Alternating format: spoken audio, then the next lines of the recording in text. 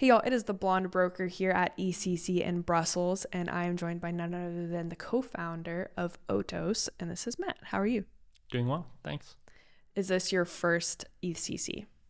Second, I was at last year's as well. How do you think this year has compared to last year's? I think it's been similar, tons of side events, different city, obviously, but Yeah. overall, I think both years have been pretty good. And I want to talk about your kind of background, whatever led you here to get you to ETHCC. When did you get started into crypto? Yeah, so it's been about 3 years now. Originally was doing stuff with artificial intelligence. So it's looking at reinforcement learning, which is basically training an agent to do some task with just telling it what's good or bad, basically, so it can learn how to do it better. And we were applying that to the graph, which is the data indexing protocol, because they have basically data indexers and data consumers, and they have a few other roles within the ecosystem. So getting all those roles to sort of act correctly is a hard problem. And that was why we were trying to apply reinforcement learning. So that was sort of my entry into crypto. So started studying all the crypto mechanisms within that, and then started studying AMMs. And then that led me to start looking at the routing problem. And we ended up finding basically a routing algorithm that seemed to do things that other solutions that were currently live in production did not do. And so that sort of was enough for us to kick it off as its own project. And that was the start of Odos. So the inspiration was like, we just have to keep building from here, right? We have more problems to solve. Yeah. I mean, the inspiration for me was mainly just the nature of the problem being very interesting. And how did you meet your co-founder? Well, one of them's my brother. That's awesome. Yeah. So. Well, that's actually really cool. So we spun Odos out of this other startup that was working on the graph. So the other co-founder was the CEO of this other company as well. And then there was a fourth that was brought in to handle the operations. And for someone that is listening and maybe doesn't know what Odos is, can you like simplify that? And how can they find you guys on X? I'm assuming y'all are on X, and then your website. Yeah, for sure. So Odos basically aggregates and tracks all of the AMMs and decentralized exchanges on a given blockchain. And it then figures out for any given trade where the best price is. Right. Which usually also includes splitting between multiple different decentralized exchanges. It might also include trading in one and then trading in another with the output of that other one. So there's room for a lot of complexity, which is where the interesting problem of routing through them comes. So Odos will do all that work for you, present you with like one transaction that you sign with your wallet and submit. And that transaction will then go and interact with potentially hundreds of decentralized exchanges and AMMs to get you the best rate for your trade. I've met a few other aggregators at, I don't know, I guess Mountain DAOs and more like on the Solana side. Do you guys have a lot of competition in the market? Yeah. So, well, I guess first off, we mainly, at least for right now, we only support EVM chains. So Ethereum mainnet, and then all the L2s and some of the other L1s that also use Ethereum technology. There is quite a bit of competition there. I mentioned there were some solutions existing when we launched the product, but we thought we had some unique things to offer. And so we've been able to see a lot of growth in the past 2 years since we launched to start carving out a niche in that market. How many users do you have? Yeah, so I think we're at about 30,000 daily active unique wallets now. Congrats. Yeah. Thank you, yeah. What does the marketing look like for you guys?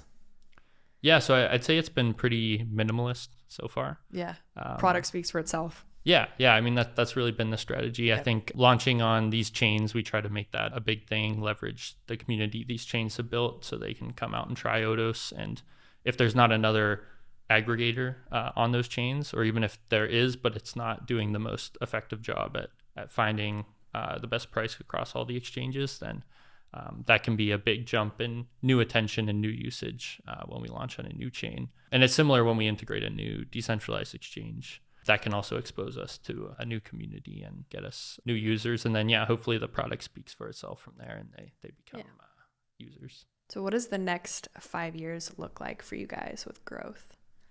Yeah, so I mean, 5 years is a long time. I think a lot will change in even the next 1 year. But our focus right now is on sort of expanding the use cases for our routing. So if you take the routing algorithm and DeFi aggregation that we're doing as sort of the core, Right now, we basically just have a market order. So a user comes to our site, they say, I want to trade this for this, and we tell them the best price right now. Just actually right before this conference, we released limit orders. So that was in the work for a while. So instead of just asking for the best price, you can get right now, you specify a limit price, so a static price, and then whenever the market moves to that price, then your order executes. So we just launched that. We'll be rolling it out on more chains because it's just on Arbitrum as of now. And then expanding that to different order types. So we want a market order that's gasless, for instance, and abstracts some of the other UX hurdles that occur when people do market swaps now with slippage, paying for gas, setting gas price, getting it to actually land on chain. So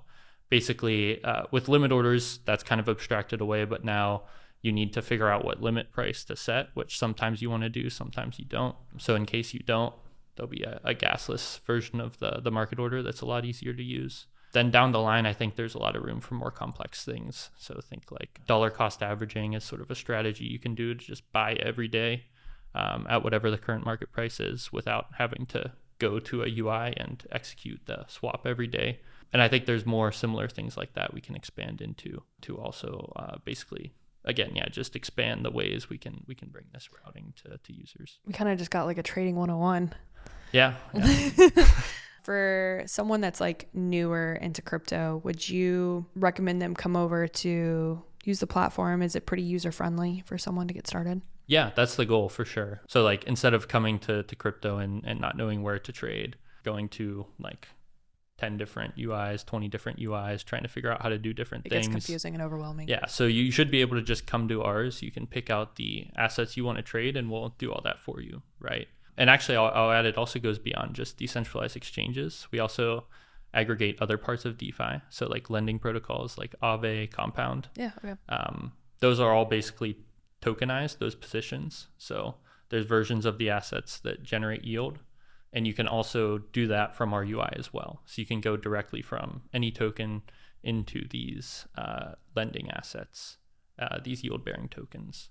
Any sort of DeFi protocol that has some tokenized position, which is most of them, you can also interact with through our one UI. So that's definitely part of the value prop. I have a pretty big question for you. This is my favorite question to ask in an interview. What is the legacy that you, Matt, want to leave behind in the crypto space? And this can be you or this can be Odos as well. Right now, the focus is mainly just on making everything as usable as possible. Yep. I think. Which we need.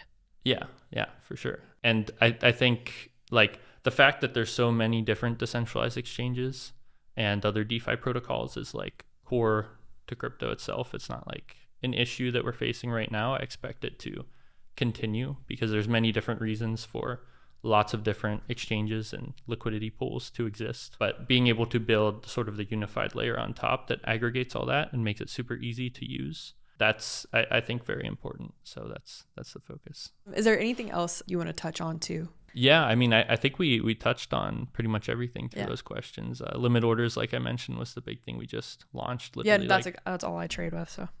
Oh, really? Okay. Oh, yeah. Awesome. So we released that right before we got on our flights to fly here to seriously, ETHCC. like right before. Yeah, pretty much. Yeah. So do you guys have like a team at home too, or is it y'all so all traveled here? We're 10 people in total. 5 of us are here at the conference. And where are y'all based?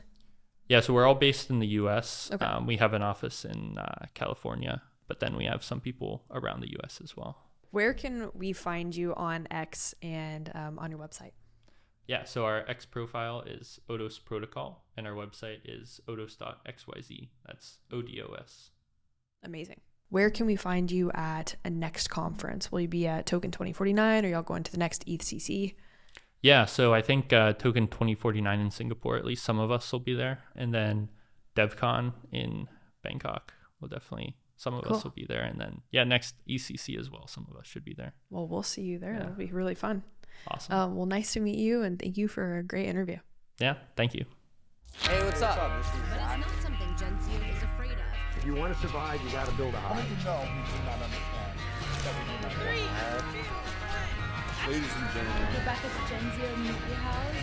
Awesome. Well, thanks so much for joining us today.